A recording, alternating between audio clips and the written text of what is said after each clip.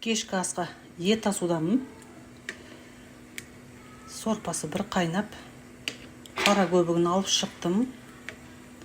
Қазір енді бетіне салатын еттерді үстіне қосамын.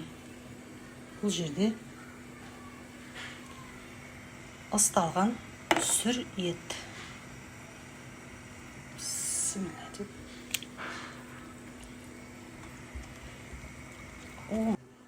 Етіміз сорпаға батып, әдемі пісу үшін үстінен суық су құйып қоямын.